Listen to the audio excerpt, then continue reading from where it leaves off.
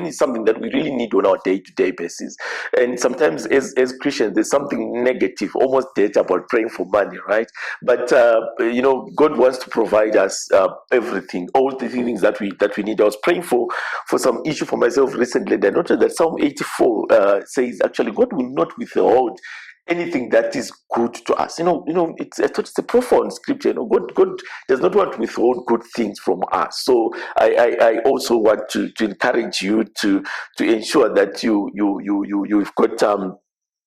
got good time that you spend praying for things, and then having a vision always helps, so that it helps you to sometimes know how far you need to go in terms of pushing, in terms of getting what you need to look for, what you need to get. So I encourage you to have a long-term vision. And what I also noted, what I learned fairly recently, is that we talk about the finances and the like, but one thing which makes it very difficult is to run these finance things if bigger things in your life have got issues. When I talk bigger things, I'm talking things like your family and the like. So it's also important to address those bigger issues ahead of things like money. Money is important. It is not the biggest thing in life. So just think about what are the bigger things that need to be sorted. And you would agree, health is probably one of them, and all those things. So the bigger ticket items, try your level best to address them.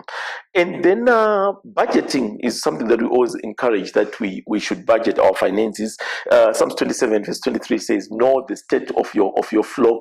And I am fascinated with the way the Bible always talks about the farmer, and links a lot of things to farming. And a good farmer would know that this sheep is sick, this one is the one that loves to eat a lot of food, this one is like this. They would kind of like have a very intimate knowledge of their animals. So I also encourage you to have a very good idea of how your money flows. Sometimes money just comes, and before you know it, you actually don't know where it is gone to. It is just kind of like we're actually waiting for the next salary or the next deal to come through. So I want to encourage you to make sure that you've got your budgets. There are also a number of financial tools that you can use if you don't like, kind of rote budgeting on a paper or on a spreadsheet. And these days they are kind of like tracking tools. On the apps. I think Old Mutual does have an interesting one called 227. But there's a lot of those things that you can download. And then 227 also gives you a balance sheet view. It's Standard Bank also have a nice one called My 360, which gives you a nice balance sheet view. And I encourage you to do that, because normally on a day-to-day we don't look at our balance sheets, right? We just go ahead with our lives, unless of course if you run a business, that's when you do a proper balance sheet. But most of us, we don't do balance sheets. So it's something that I want to encourage you to do. And then this is a point that I've said a few times to the men that we've discussed about, that money always generally feels like it's not enough. And I'm generally giving that example, that in Joburg, within 10 kilometers, there's someone, 10-kilometer radius, there's someone who makes generally 10 times more than what you make. And that is quite a lot of money if you think about it. That person gets almost your annual income in 1 month. That's a lot of money. But also, when you think about it, we've got the highest Gini index in the world. It is also such that normally you also earn 10 times than someone within your 10-kilometer radius. In other words, what I'm saying is that the money that you get, which sometimes you struggle to get to the end of the month with, sounds like a lot of money to someone. It's a dream come true to someone. It's like ridiculously huge. Of course, to you, it's probably not the biggest thing. You can see the gaps, you want to grow it, but it's to someone, it is a dramatic amount of money. So I also want to encourage you to think about and approach this thing with a sense of gratitude, which says, God, you have taken me to this level. I am grateful that you have done this to me. So that sense also helps when we work on these things, because a lot of the times the balancing, the chasing and the hunting and the growing and going the next angle, and being grateful and looking back and say, God, we are grateful for your grace and for your provisions. It's sometimes quite difficult. So it's important to look at that. One thing which for a lot of people, especially on our continent, is a big issue. Is an issue of a kind of like relatives and dependence. And sometimes you need to think about that when you think about about your budgets. 1 Timothy 5 verse 8, Paul talks there and says, if we don't look after our own, he says we are worse than unbelievers. It is quite a very strong statement. Say we are worse than unbelievers. So I just say, when you work out your budgets and your lifestyle and the like, just keep in mind, do you have a mother or a mother-in-law and the like? Because a lot of the times the strategies and the plans fall over if those things are not in place. So it's something that is a challenge. That's something that we'll have to look at as well. And then if you can also teach your kids about money, Proverbs 18 verse 22 talks about leaving an inheritance for children's children. It says a good person leaves an inheritance for children's children. But as you know, leaving an inheritance for your children is quite hard work, and then to think about their children's children is quite is quite a difficult thing. So I want to encourage you to think, and that's partially why I entitled this sustainable, kind of like management, because you want to basically try to do something that allows you to then get to your children, to get your children's children some finances. So it's important that we work that way, and we ensure that we can do that. I talked a bit about debt. One of the things is they say that you should keep debt within about 36% of your gross income. So that's important. By that I mean to say your repayments. When you calculate your repayments, if you keep them within 36%, you are kind of like within that space. Then let's talk a bit about the tools that we can use. How am I doing for time? I think I wanted to speak for about 30 minutes, so I still have about 13 or so, and then we can have the discussion that we want to. Okay, let me do that. Okay, so let's talk a bit about some of the tools that we can use, in managing our finances sustainably. Some of them is I've spoken already about the home, and then they say you must save at least around about 10% of your income, and it's a good normal principle to use. You can use in all sorts of different places to save your money, but we also need to just balance. From a personal experience, what I noted is that I try to balance tools that are fairly long term. If you buy, let's say, a policy, it's normally difficult for you to withdraw money from a normal insurance policy. The process are a bit complicated, and they're just kind of like irritating. And then a unit trust is very convenient to withdraw from. So as an alternative that I also normally use. So but policies are good. They lock your money nicely. Normally the returns are not super great, right? Because the way the charges are set up, or they are opaque, you don't really see how your money is performed. Unit trusts are very transparent, but also they are kind of like very accessible. So if something goes wrong, a lot of times you then say, oh, you know what, I'm not in a good space, let me take some money from my unit trust. So that's something that we kind of like try to basically work on and touch on. In SA, they use a lot of things. One of the, it's a low end tool. So, but I thought I should just talk a bit about it here. Um, or maybe just before I go there, I wanted to just also talk about that for those who are running businesses. Sometimes it's helpful to separate your wealth between what you effectively is your wealth, and what is the wealth for the business, because sometimes we mix the two, and when you kind of like sell the business, you kind of like are in a different setup. So I encourage that you kind of like yeah, you have separate assets.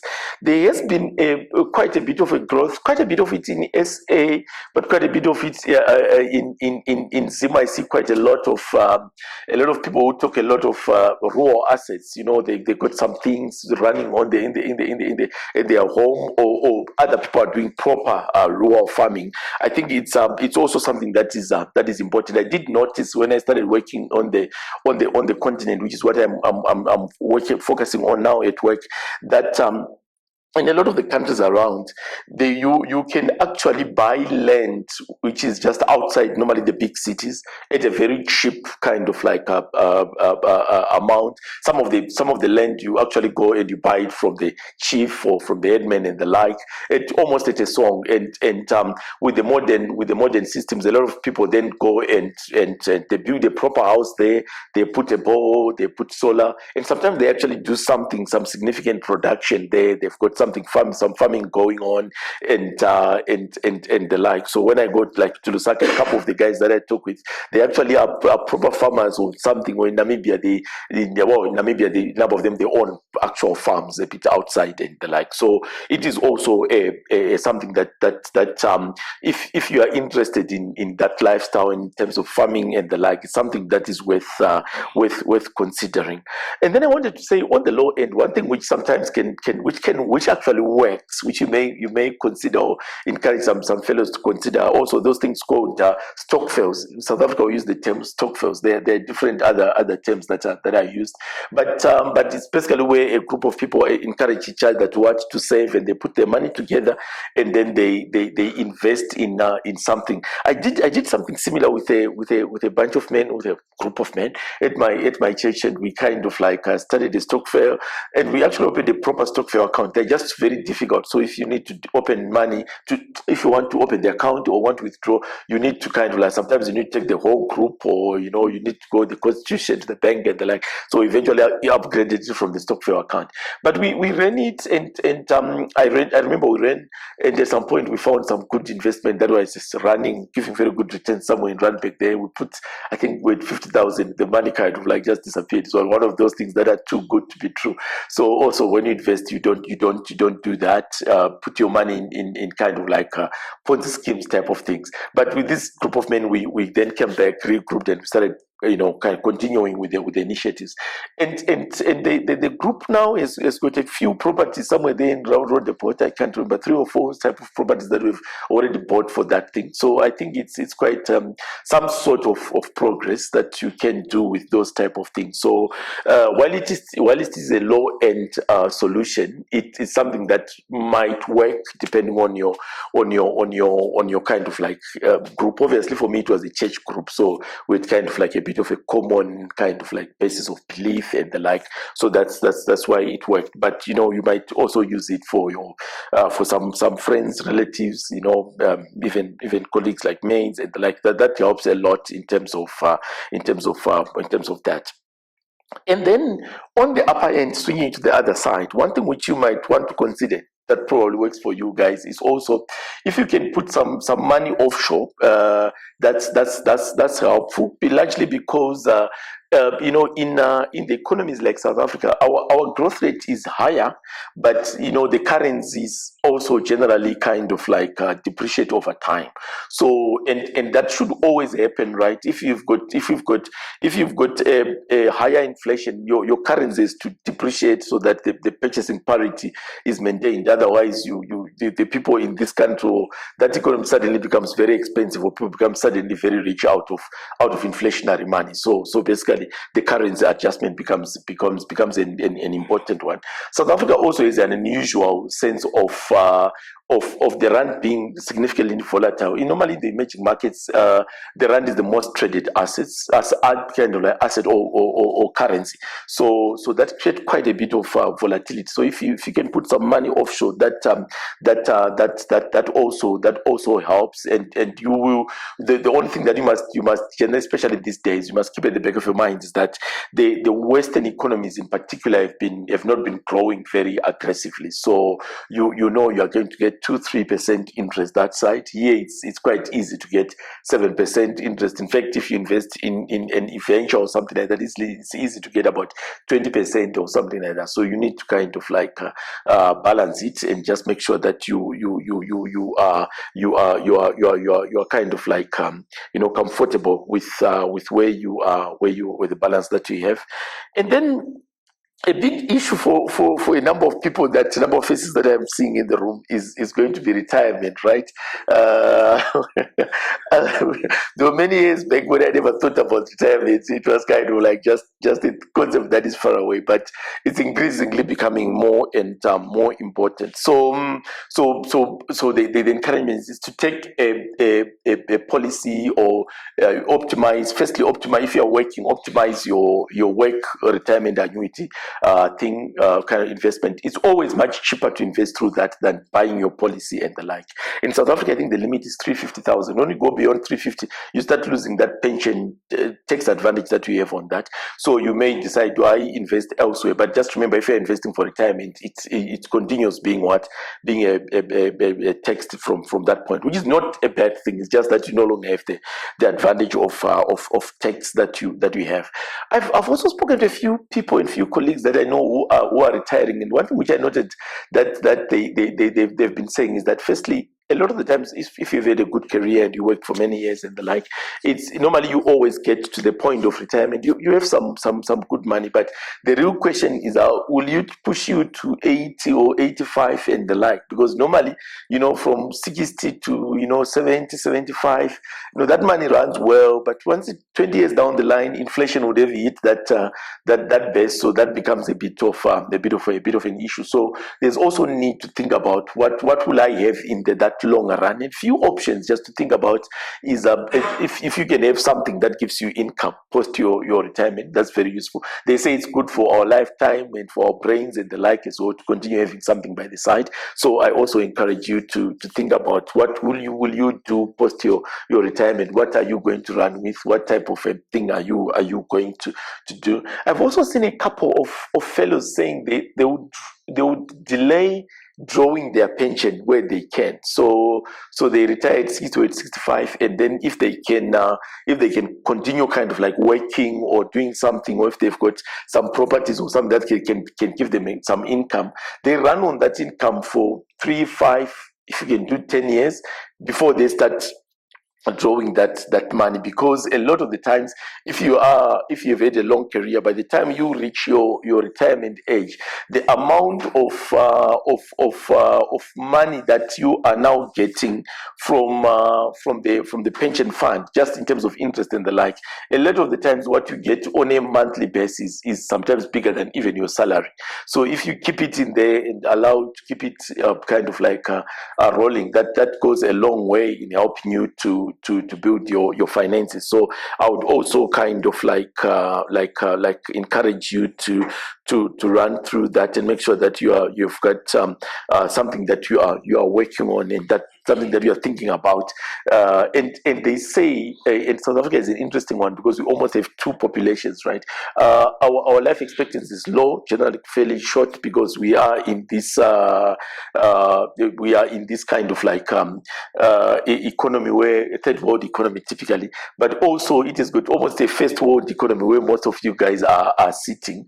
And in that world, you kind of like live long. So a lot of those people in that side, their problem is that they live too long, and in the other side, they basically and and if you live too long, your challenge is you no longer have money, you run out of money. So that then becomes a problem, especially at that age. Is you're struggling now to maintain your lifestyle, your health, and those type of things become a bit of an issue. I'll touch a bit of risk life cover, just because I'm an insurance man. But again, obviously, it's helpful to have the lower end cover, normally, which is a funeral plan in this part of the world. So it's helpful if something goes, kind of things go bad. You've got somewhere to start from. But also, having proper life risk cover on the upper end kind is important. And a few points would be just take it when you are with life cover, take it kind of like it generally increases as you age. So my encouragement is take it when you are youngest, and today is the youngest that you ever be, into the future. So take when you are still very young, if you can, where possible, try to take a something which is orbit level premium, or kind of like which doesn't increase with age, unless of course if you're in an industry or a business that you expect the salary to increase over time. Otherwise, the cost of mortality becomes quite sharp when you go past, especially when you go past 40, 50. That curve becomes quite aggressive. So it helps to have something like that. I'd say that I'll finish at 7:30, but I'll move on a little bit further. I've got 3 4 points just to make. Then medical aid. I think it's important to have medical aid, especially if we have children. Medical aid is very important to have for the families, because sometimes we just get hit by some of these things that are difficult. Um, a lot of people sometimes get frustrated in the sense that their medical aid runs out of that savings component. Sometimes, especially with youngsters, at some point you kind of in the year, towards the end of the year, you run out of that money. But I just want to encourage you to say, always think of your medical aid as two solutions, right? There's that savings component, but that savings is just money that you've put aside, and it can run away, it can run out like any other money that you put aside. You can use to finish it, and then there's the risk component, which comes on that point. Touch on Brother Farah's question, and I like the fact that Mr. Papaya is now here. I'd mentioned that I'll touch a bit on that, but probably it's more of a discussion point than just a prescriptive thing. Which way Brother Farah was being an expert in the hospital, he sees a lot of people who then come in, and sometimes for some of these big hospitals like his hospital, they want 200,000 or something like that before they admit the person. And we were saying, try to find what could be done so that someone can have that money to deal with that. And I thought, when I reflected a bit on it, I thought, wow, that's a bit of a difficult challenge. And I think what I would suggest is there are a couple of options. Obviously, the best option, if you can have it, is to have the money saved somewhere. That's the best thing. But a lot of times, most people, we don't have 200,000 sitting in some account somewhere, right? You want a few other options would be to try to maybe have a couple of colleagues that you kind, or relatives, if you are blessed to have relatives who are with the financial muscles, where you put resources together, or you agree that if something happens, we will do ABCD. What I noted was very helpful when we're looking after when my mom was still alive with my brothers, was my young brother did put her on his medical aid, so at least there was someone who would look after that. So if there are critical people in your life that will need to step in, it's helpful to put them on some sort of a medical aid, or your medical aid, or someone who can afford. That will help. That goes a long way in terms of managing that. So I do think that that's something that's something we should think about, to say the people who are very close to you, if they get sick, what practically happens, what are some of the solutions that can be utilized. And then another important one to have is a will. We should try to make sure that we have a will, and we're encouraged to revise our wills every now and then, because the will is an important tool in terms of passing assets from generation to generation. It's something that basically we effectively should use on a day-to-day basis. But a lot of people don't like to talk about their death or death in general, so they don't really kind of like have those things. It's also important, especially if you have assets outside the country, so to make sure that they are covered in the will. And the experts differ. I'm not really an expert in those fiduciary space, but some guys say you should try to have wills for each jurisdiction there. Alternatively, if you use an institution that runs in a number of places, workplaces. So at my workplace, we kind of like, it's one of the things that we market to say we would have an expert who can do your assets in Zim and assets in London, because we've got offices there, which helps. Though sometimes what they actually do is literally do a separate will for each place, because some jurisdictions don't recognize a will that was signed outside the country. And just remember, the last will, the most recent will is the one that they execute on. So it's important to make sure that you've got something that you are comfortable with, and that you are happy with. I will not talk a lot about short term insurance, but it is important, especially for the car, just in case, because the car actually is an asset that can easily be destroyed. And in South Africa, I think they say only 40%, if not less, of the cars on the market, on the road, are actually insured. Most people drive cars that are not insured. And also, what is also interesting is in most, in fact, I've now learned that in most countries, South Africa included, most short-term insurers they run what we call underwriting losses. In other words, the premium that they collect and the claims that are less than the claims that they pay. That tells you that the cars actually, while it doesn't feel like you have an accident every day, a lot of cars get involved in car accidents. So they make money elsewhere. A lot of them make money from investment returns of those premiums and whatever. But actually, when you look at strictly what they are getting, the premiums are actually less than what they need to pay. So it's something that we need to kind of like think about as well. Finally, it's helpful to have a financial advisor. It's always helpful if you can afford one, and normally they are paid through the products that you buy. And I encourage you to talk to a financial advisor every now and then. You don't necessarily have to buy what they say or take everything, because sometimes what we don't like is we talk to the financial advisor and they say buy this, and you then say kind of under pressure. But you don't necessarily have to buy kind of like, it's useful just to look at your finances and just make sure that you are comfortable. Okay, let me end there. I went about 8-10 minutes above what I was expected to do. So what I expected to do. So I want to just open up to have a discussion, and I want to emphasize that let's talk as men. I don't have all the answers as well, but let's just discuss and say, what works for you, what questions do you have, what issues concerns you. So yeah, there is a thing there. Who's got the first question?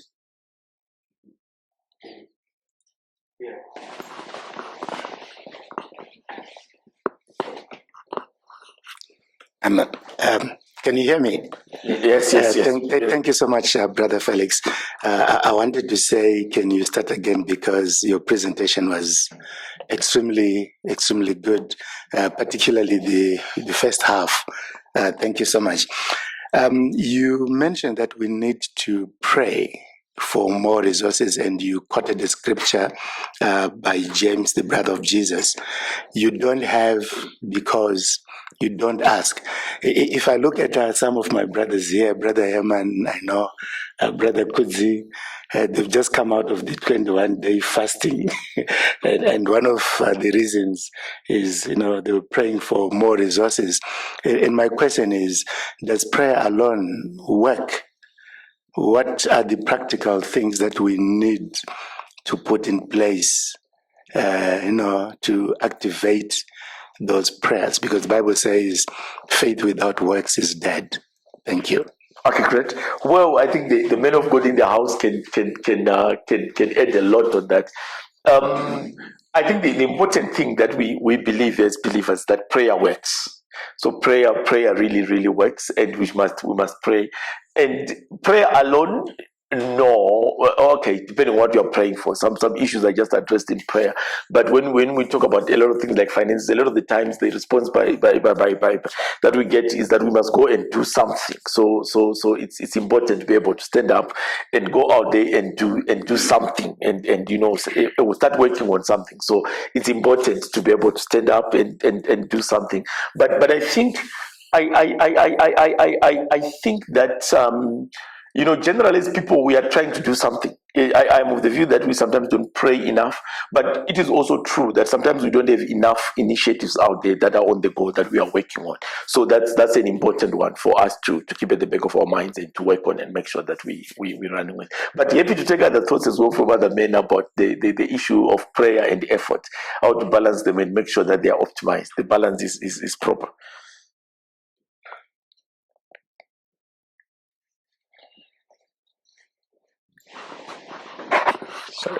Thank you for that. I think just to add my 2 cents on your answer, for me, I stopped praying for more resources, actually. And I'll explain why. I think I'll just use three verses. The first one being James 1, verse 5, that if any of you lacks wisdom, then you can ask God and He gives it generously. And then the second one is Deuteronomy 8, verse 18.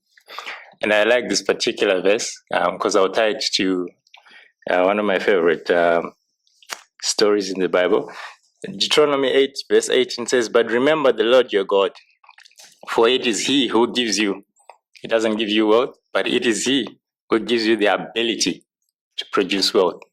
So it's very interesting that whenever you pray, a lot of the times for more resources, for money, God actually doesn't give you money, but He gives you opportunities. And yeah, so that's why for me, I encourage people to pray more for wisdom in order to identify opportunities when they come, because He won't hand you over money per se. And then the third one is Matthew 25, verse 14. It's a popular parable, the parable of the talents.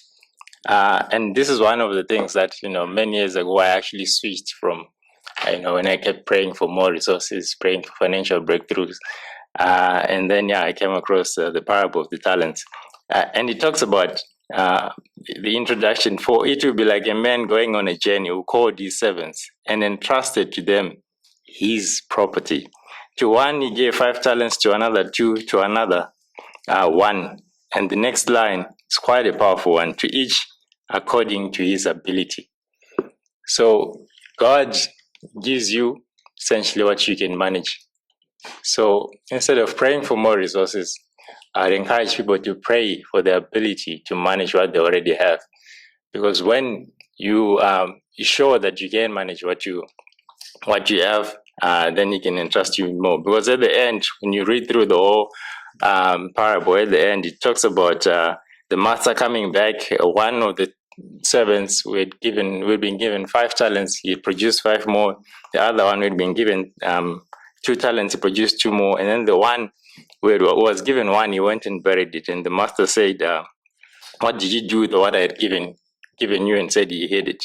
And his response was, "You wicked and slothful servant, you knew that I reap where I have not sown and gather where I have not scattered. Then you ought to have invested my money with the bankers, and in my coming I should have received what was my own with interest. So take the talent from him and give it to him who has 10 talents. For to everyone who has more will be given, and you have an abundance." So which is why we always see it happens like the haves continue having more, the have-nots continue having less. It's all about the principle of management. Okay, you touched deep points there. Thank you so much. Thank you, Brother Felix. My question maybe is more for the employed people, and it's around the group life, the one where you take a policy which is multiples of your salary. And I worked for one company where their standard was 6 times. And then, but you had the option of reducing it. And then I moved to another place where they recommend 2 times, but again, you have the option of increasing or decreasing it. In your view, and I understand it's relative to the life you want to live or leave for your family if you're not here, but is there a sweet spot in terms of that multiple? I guess between 2 and 6, or what do you see as maybe a sweet spot in terms of that multiple? Thank you. Oh, that's an interesting technical question. So firstly, group life is exactly what you get from the company. It is great to it is very cheap cover. So where possible, try to maximize it, because a lot of the times the people at your workplace are kind of naturally underwritten, right? They kind of like are healthy people, they're earning a salary and the like. Also, the companies negotiate, they've got power, so they really push those margins down. So that's the point. To your question, that's a very interesting question. If you think about it, group life is meant to replace your outstanding your future earnings at any point. So if you drop dead at that point, what you're supposed to earn for the remainder of your life is what theoretically should be insured. So ideally, it should actually differ, come down every month. If you've seen that thing that says these are how many paychecks you now have remaining, which year we are born, it should actually kind of like it should actually naturally decrease. And I've seen a couple of employers who actually do that. So their group life multiple is dependent on how old you are. So if you are still very young, you probably have a multiple of, let's say, I don't know, they a 10 or a 12. But also just remember, you because you still have a long time to earn. Your salary theoretically should be a little less as well. So while the multiple is huge, the sum assured is not ridiculous.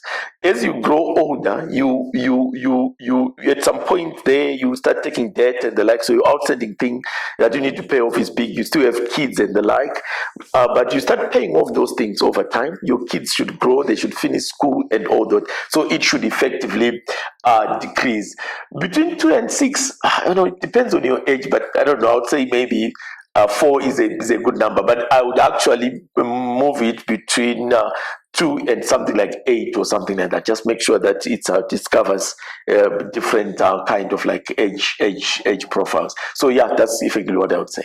But where possible, where you can choose again, is something that I would encourage you to maximize, because that just optimizes what you can get. Cool. Right. Thanks so much, Brother Felix. Just two questions. So you mentioned about having a financial advisor. How does one get to the process of identifying a financial advisor, especially someone who's not really selling you a product, but just giving you proper financial advice that you can plan around? And then secondly, concerning kids, I noticed that kids learn through apps and games. Are there any apps and games that can be used to teach kids about finances? Okay, so your second question made me forget. What's the first one? The first one is about the financial Advisor. Yes, how to get a financial advisor.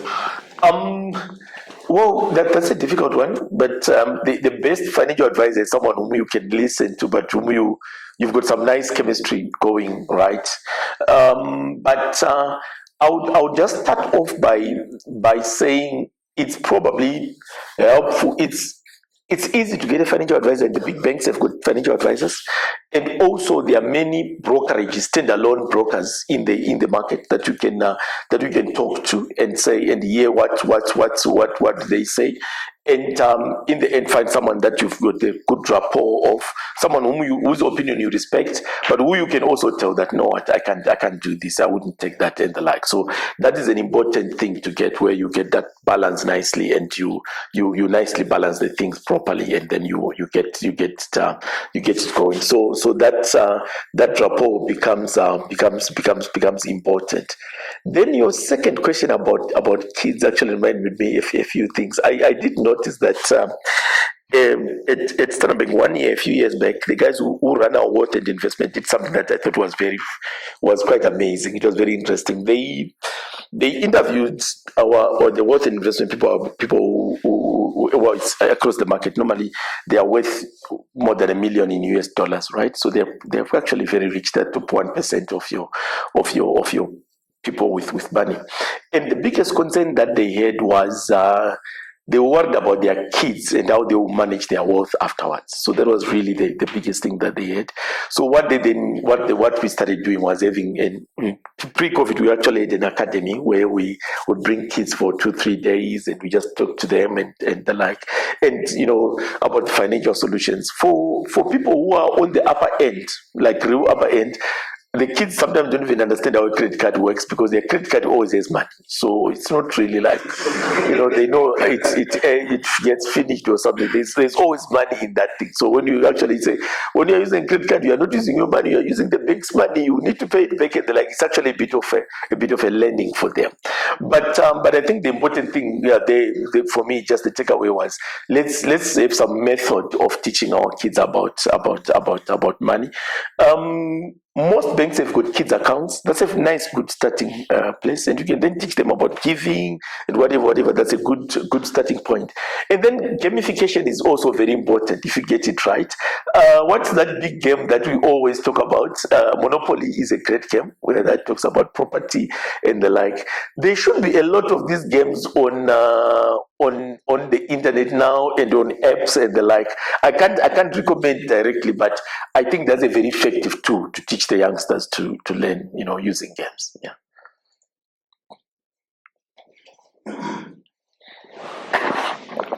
Thank you. Just a comment on, I think I recently got an advisor from the home group, or we call it Connect group, because we're praying together and we used to talk to this guy saying, I invest money.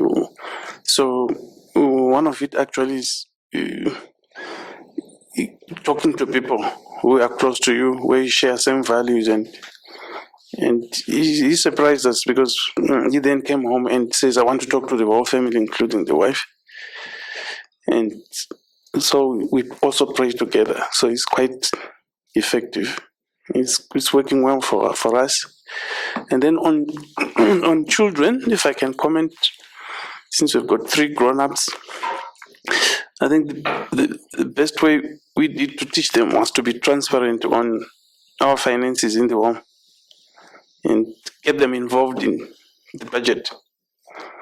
Remember some years back when we were in Zim, we used to give them tens and say, you are managing the finances for this month. So we'd give them all our money that is available in the account, say, you buy all the things that we need. And then they got stuck, say, it's not enough for this. And say, this is for your fees. Say, but we have to pay fees. Say, no, we don't have enough. So can you let's go and talk to your PESA clerk and say, can we pay this in 3 installments? And so I used to hear my son, whenever we went out, you'd say to my daughter, to his sister, you say, oh, there's money in the account, but it's not ours. This is for fees. So in short, I think let's expose them. But initially, sometimes we were covering a lot for them. Even if we don't have money, we stretch out, we go and borrow just to satisfy their needs. So we got to a stage, say, look, you want to go on this overseas trip, look, there's no money, let's find a way we can get it together. And then it became easier. So they took responsibility because we were not hiding anything from them. So we going through the pains with them. And then just also comment on someone said prayer works, yes, and planning. I admire farmers a lot because I also work in the farming field. They have a lot of faith because even this season they were predicting a drought, but they still plant the seed and they get a lot of increase. So you need a lot of faith. You need as much faith as a farmer, because if no matter how much you pray, as long as you don't plant the seed, and sometimes don't look at circumstances, because if farmers were to listen to circumstances like this year, no one would have planted. But South Africa is expecting maybe a bumper crop, 2.8 million tons of soybean. But the rainfall prediction was saying there is going to be a drought. But those guys borrowed money, put the fertilizer, put the seed on the ground.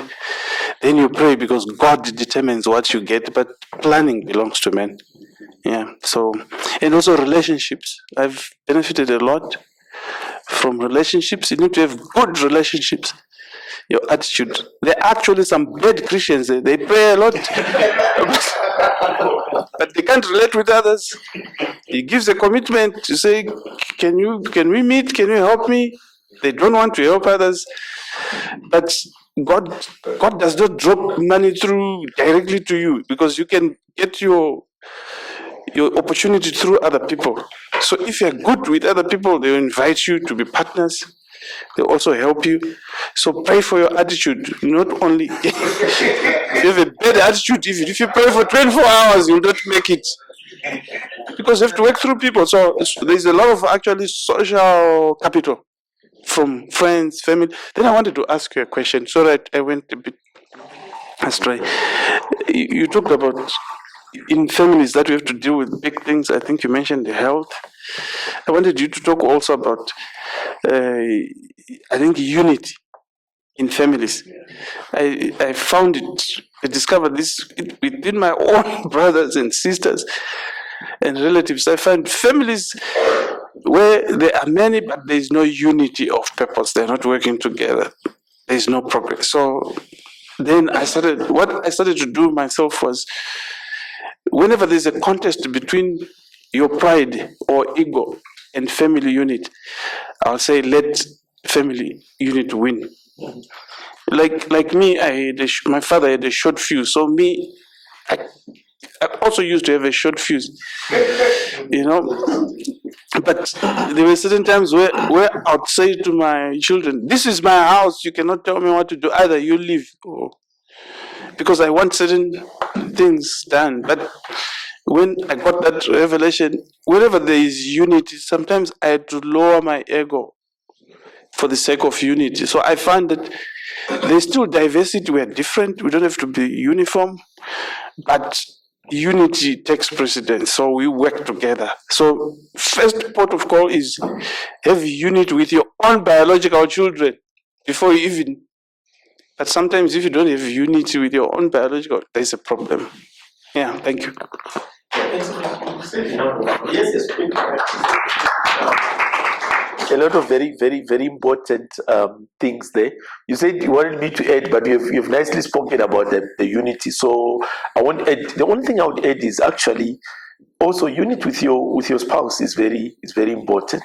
I didn't overemphasize it because I'm also a student in that space. I'm not an expert, but um, what I know is if you can unite with your wife to get things or go somewhere, you always get there. You always get there. So it's important to make sure that you kind of like unite and are working together, and then your children, and then if you can work out things with your siblings, you are blessed, because then it nicely you can do a whole lot more. But I think especially from a family finance, your wife are the kind of the directors in the home, so that is important to get that right. Okay, let's see who has got the mic, him, and then we can go to the back. All right, thank you. I just wanted to comment on the whether prayer works, right? What day? The question that was asked, whether prayer alone works. Yeah. Right. So prayer works, but I think prayer alone is not sufficient. It still needs you to put an effort into it. Because many times we succeed because when opportunity meets preparation, then the success comes through. But sometimes opportunities come our way, but we're less prepared for them. And sometimes we miss the mark because we haven't put in the work to be prepared. Now, the world we live in is a world that is constantly changing, and there's need for evolution, continuous learning, always keeping your eye on the ground, what's happening out there. Because you never know. You run a business, you get a windfall, now you don't know what to do with 10 million rands. Because you've never put your ears on the ground to understand what's the climate is out there. So there's always that need for continuous research, continuous learning, what's trending, what's the future of the world tomorrow. If you keep abreast of those things, then when the opportunity for money comes along, I think you'll be in a better position to be successful, over and above prayer. Thank you. Thanks for that contribution. I think that's important to prepare. And Thank you, Brother Felix. So I've got a question, right? I mean, you brought up the spouse, the unity as spouses, husband and wife. So, but my question is around, I just want to get your comment on marrying in community of property versus out of community of property. I know as Christians, there's the push to say, because you're now one, you should marry in community of property. But I think from a strategic, if one goes down, you don't necessarily need to go down together. You know what I mean? Just your comment on that, because I thought of it after the marriage, and because I got married here, so that's in community property. It was in communal property, and then a few years down the line, after I got involved in businesses and so on, and things were not working out, I'm thinking, gosh, if I go down, she's going down. So, what's your comment around that, vis-a-vis the Christian principles and so on? Yeah, that's an interesting one. It's a difficult one.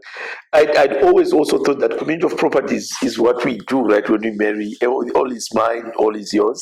But I've also heard a number of people who say, if you're a business person and you're taking risk, you should theoretically marry out of community, so that if you go down, the family has got someone who is there. So I think it's a personal choice, and also what you are doing.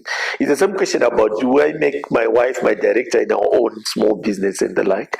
Other people say is leave her out, because if something go wrong, you run into problems. I would lean towards the unity element angle, but depending on the business, it can be a very dangerous thing. So I would say, balance it and make sure that you get the right balance in terms of the thing that you're getting, and the business also, the work that you are doing. It would be nice to get. Yeah, I'm so glad Brother Machine this raised his head, because I wanted some people who are in business to also give us their wisdom. Brother Machine, and then maybe Brother Papaya can come in. I think generally, personally, we are married out of community with accrual. So basically, we participate in each other's growth, but not in the in the losses.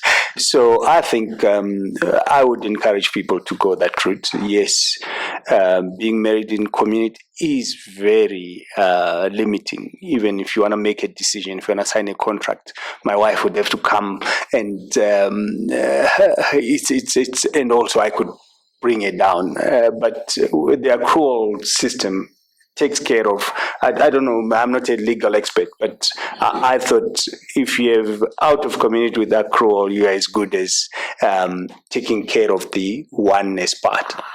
So you suggest like divorcing them? But I'm sure. No, I don't think a lawyer, with the advice of a lawyer, you should be able to change it. I think the only way to go about it is actually two divorce. Serious? I'm not sure if you change. I didn't know. I can follow up on that. Just make sure the divorce part she agrees. Hopefully, Just to follow up on that, Brother Felix. A lot of us in Zim, sorry guys, I hope I did get out of, get married automatically in community of property. What are the reasons? And without divorcing my wife, I'm in this situation. What are the options? I don't know if we've got a legal mind in the crowd, but maybe clarity on that. Because in Zim, it's automatically community. I don't know, maybe. I'm not sure. I see the brother there wants to. It's actually opposite. So when you are in SA, I understand in SA the Zim wedding is automatically seen as an out of. But I'm not sure, my brother. Since when? Since I think the year before last year, they changed in Zim to say that the legislation is now not a community. but with a bit of empathy to the woman in terms of divorce and the like, and tend to feel jealous. So that's the latest position, right? But before that, where most of these men were married, it was in community. So, okay. Sorry. So what's the current position? I got married between 2003. No, that one was in community. That was in community. So chapter 37 was in in community. Yeah. Now the New Marriage Act, which is chapter 511, is out of community. Okay, right. You can come. All right. The other, I'm not a lawyer, but we also got advice. So we are also married out of community, but with accrual. But the other nuance there is that what you can do is, so when we got married, I had a pension and she had a pension. But then on the inception of the marriage, you then write as zero value, as though you're coming in with nothing, so that everything that you had before is treated as though it was accrued in the marriage. Then you technically are in community, but you have the benefit of being out of community. So that's the other nuance, maybe just for, but I guess that's for new marriages and not the 2003 marriages. But for new marriages, that's the other alternative, to put a zero value at the outset. So you're treated as though you came in with nothing. But then technically speaking, to your name, there is a pension that you have. Then it's treated as though it was accrued in the marriage, and everything after the marriage. Okay, that's interesting. Okay, finish. Any other? Yeah, I want to go further. Sorry, gentlemen, you still haven't answered my question. Us guys in 2003, are we under the new act or? The law only starts applying from the day that it's promulgated. That's when we move backwards. So you. Thanks for the answer.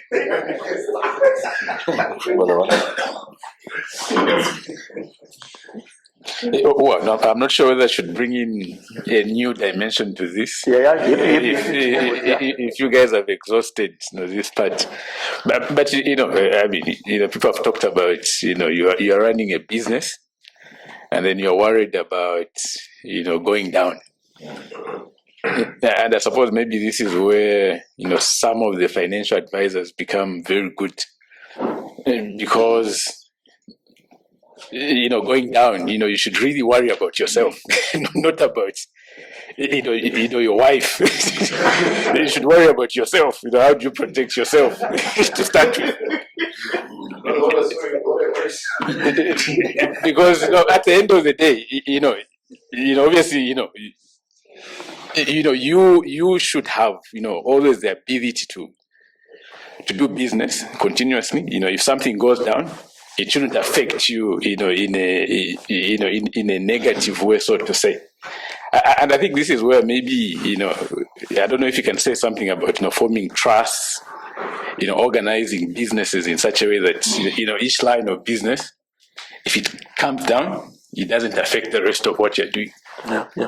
So I actually think just before Brother Tapara comes in, I think there's actually some space to have probably a discussion around what is the optimal business structuring for a Christian man who wants to go run out there with the rest of the people, but they care about their family, and but they want to be as aggressive and all that. So kind of like, what is the optimal structure for? When do we use a trust? When do we use a company? What's the best structuring of your shareholding and your direct board there? So yeah, you are right, because those things like trust can be very useful in protecting when things go south. So I've read someone where they were advising property guys who do property, to say they literally buy a house. A trust owns a company that buys the house. So if anything happens there, it's that company that goes down, but it's just sitting in a trust. So it's quite nice and complicated and structured. Thank you, Brother Felix. I just wanted to quickly touch on two issues.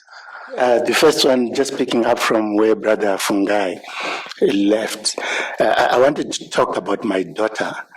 When she was matric, I did send her to your office to work with you for a couple of days, and when she enrolled into university, I had money at that time, so I put in the whole amount for the year in terms of university fees, accommodation, food, and the beautification. Yeah. So at the end of every month, I'll then sit down with her. Let's see your expenses. What have you spent? where have you made some savings? And it has helped us quite a lot. So now she's working. She's now putting money into the account of her brother, and she is sitting down with him every month, say, look, I need to help you budgeting. I just thought I should bring that one out. Yeah. And now back to business. When I registered my business 2012, my wife was a co-director, and the business went on very well. It did very well. But there was a time, 2016, 2017, I sensed some danger. And I said to my wife, let's sit down. I'm not going to remove you as a director because when I fall, I don't want to fall with you. And I explained, and she understood. Thank you, gentlemen. Just on the question of if you marry in a community of property, if you can change it. I'm not sure in Zimbabwe, in South Africa, you can apply to the High Court, your nearest High Court in your jurisdiction where you stay, and you can have your marriage regime changed. You don't get divorced. You just have your marriage regime changed, but then I would still advise that you have a family lawyer or draft a contract, a proper contract between obviously you and your wife and how you're going moving forward, but you can have it changed in South Africa. Okay, good. Okay, thank you so much for that. I think that's very I think the question was, that's a marriage in South Africa, right? Registered in SA? Yes, it's registered here. So I won't aware of that. Okay. Maybe the lawyer, because we did see a lawyer. Okay, appreciate it. Thanks for that. I did see a lawyer. He didn't mention that option. Yeah, you can just advise him. Not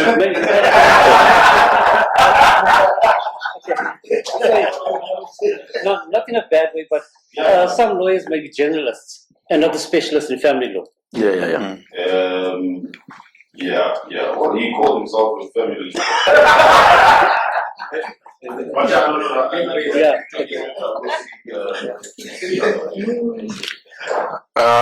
So I just wanted to say, looking at the direction that we are at right now, looks like, there are certain things that maybe in this fora we need to get down to, and areas like these ones that we're talking about, maybe as a request, if we can think about future, presentations that go into those areas that really needs to go deep. Okay, that's important.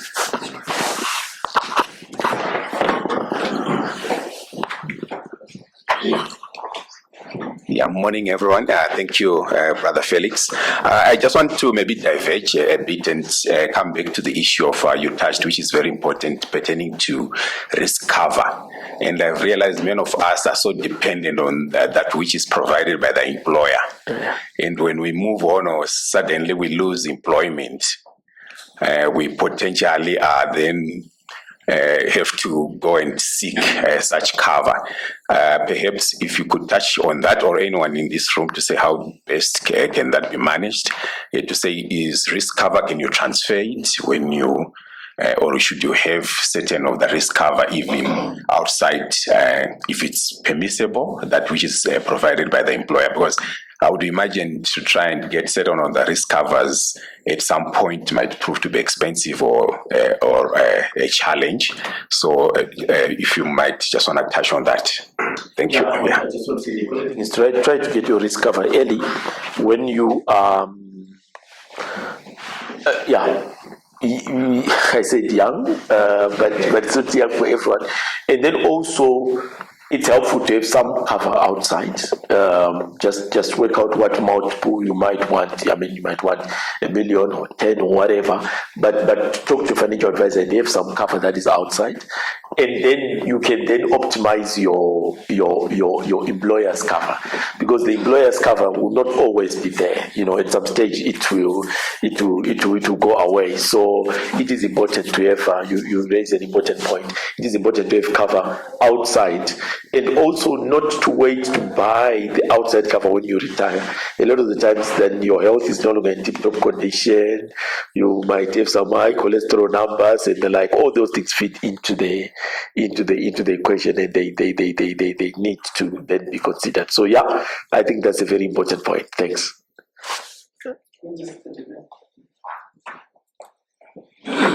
I left my employer in October. So yeah, I think the group risk cover, if you engage financial advisors, they can transfer it to your own. Yeah, I think there's a period. If even things like medical aid, if you do it within 3 months.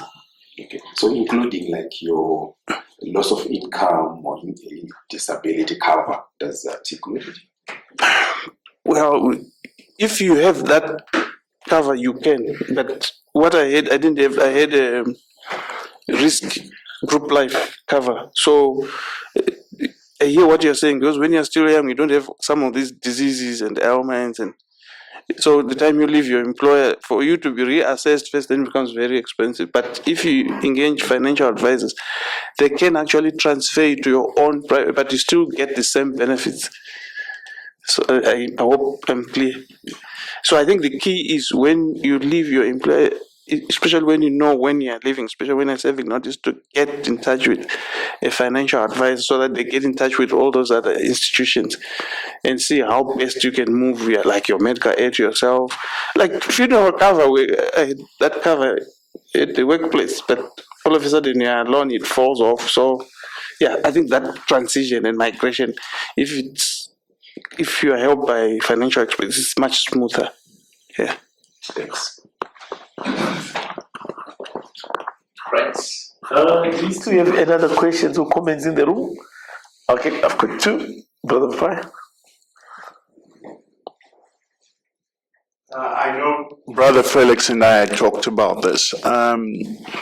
We would unfortunately have a very difficult position, and the issue of repatriation.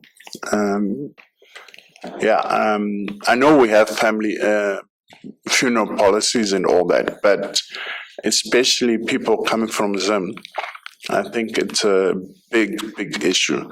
I don't know, Brother Felix, what would you recommend, and what's the discussion point? Because sooner or later, either we're going to be the ones being repatriated, or we're going to have to repatriate somebody. So I don't know, as a group and as men, what do you recommend? What my recommendation would be, so with repatriation, I think the easiest solution is a funeral policy, right? In particular, those service policies. Yeah, if you're talking Zim context, Nyarats or the like. So it's it's repatriation of the body or remains.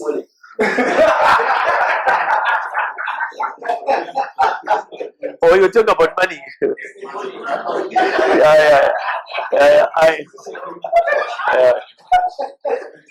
So I also answered like someone who once spoke with him. So no worries. So with the body, the service policy is the best. I mean, if you Nyarat or something like that. And the case that we're talking about was someone who was in the UK, and that's when it really becomes very difficult. So I think what is important is if you've got relatives who are lands far away, who you think it's important for you or for them to be buried here, it's helpful checking if they've got a solution there. There are other solutions, right, which are not necessarily policy or money, which is burying the person there. Cremation is also a practical solution, and just that you must be able to be comfortable to live with it afterwards.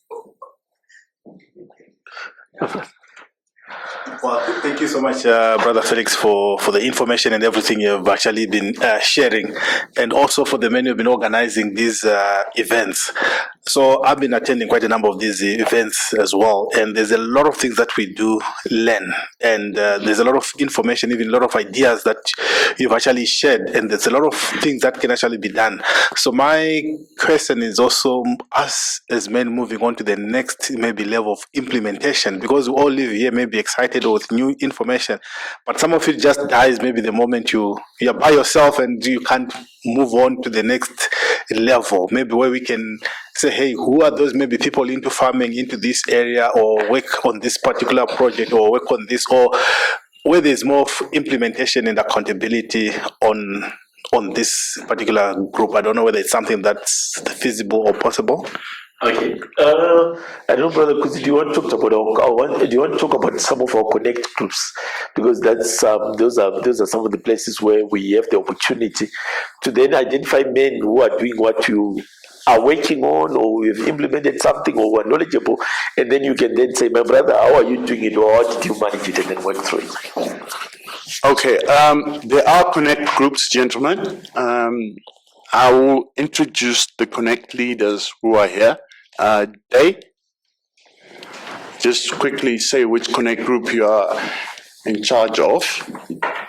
I'm coming from the East End, the poor side of town.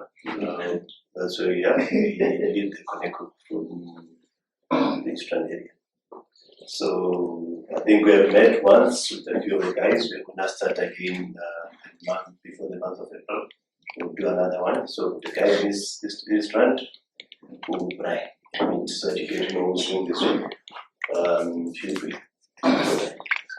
The other connect groups, there's Centurion, Pretoria, and Midrand. There's also Santon. There's also Four Ways. There's also Zimbabwe. Yeah, I think that's all. So, which area? Well, we can have a quick chat after. So please, gentlemen, just make sure that if you are not too sure who your connect group leader is, please get hold of me.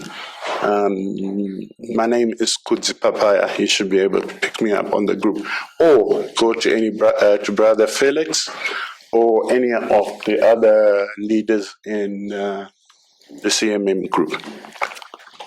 And I think that's an important point. So our connect groups are very useful. But what I would just say is also just try to have some men speaking into our lives. That's useful men that share the same values. You know, as men, we are very good to talk about meat, and we talk about soccer and about politics and sometimes other things, even business. But when it comes to personal things, to say what are you doing, what are you struggling with, is difficult. So I would encourage you to have that. We Brother Squad also run something called Measuring in Men. It's a program where we sit as a group of 10 or 10 men. Then we read books and discuss these things over a couple of weeks, and it's a very useful program. Just a suggestion. I think answer his question. Maybe it's a suggestion. I think this meeting today, like other meetings, we've discussed a lot of useful things, and I'm sure within us there are some people with some of the challenges who would need help going forward. So to answer his question, I'm just thinking as I'm speaking. But I think it would be good to say after this meeting, then the group, Papa is in that group, you list what are the key issues that have been discussed, and then where possible, if there are some experts within our group who can help people in those areas, then you put, so that I think what's missing is the connectivity, because he talked about accruals, he's got some issues. He can help that guy and so forth, but we need to be able to get to a stage where we begin to use the expertise available in the group to solve some of the problems that people have. Yeah. Okay, that's a question. I see you. But he also runs another, his group is on WhatsApp, and it's very useful. I've noted that because Brother Chapal knows almost everyone, he sometimes pulls in the right expertise on the group and initiates relevant discussions. Yeah. Yeah, we have about 103 men in our Connect group. We actually used to meet every Monday. Since COVID, and it's in an international group. We've just imported this brother from Nigeria. This is Brother Emmanuel Isen. Oh, this is the Brother Emmanuel. Live and direct. Yeah, so we have people connecting from the States, Nigeria, Benin, and all over, and also Brother Taf Shanga. Together we run a daily prayer meeting. We meet at 6 o'clock in the morning, 9 o'clock, 12 o'clock, and 3 o'clock online. And I've been praying as well with Brother Simba. Hey, that prayer started 3-4 years ago. Every Thursday, 5:30 a.m. So what I'm saying is, we need other men. I remember talking to Brother Simba and Taf when I was at my lowest, and we would share ideas, escape routes. Not only from a Christian point of view, Brother Simba is a very, very seasoned businessman. He would tell you, go this way. Brother Tough in finance, manage your finances this way. So find some brothers that you connect with. Where there was a Moses, there was a Joshua. Where there was a Paul, Paul looked up to Barnabas, and Timothy looked up to Paul. So you need other men to do life, and you need to be deliberate about it. You need to go out and seek your mentor. Seek your mentor. Look at the Elijah and Elisha relationship. So yeah, the onus is on you. People are very busy. You can say, I can't say to Brother Emmanuel, I need you to be my mentor, but he may be busy. But Brother Wallace and myself, we forced ourselves into the life of Apostle Zach, and sometimes we meet over coffee just to talk 3-4 hours. So that's what you need to do as a man. And most of these things that we've discussed today, if you've got a brilliant mentor, they will be discussed. Brother Felix has helped me with my 2 kids. My 2 kids have literally walked into the corridors of Standard Bank to do their internship there. So let's utilize these relationships. Thank you. Okay, great. Thank you so much, Brother Mutapara. I think that's a very powerful statement. I think we are coming to the end, so I would love to close here. Let's. I'm going to ask is Brother Langton still in the room? Oh, Brother Langton, I'm looking at people who are sitting down. Can I request you to close for us in prayer?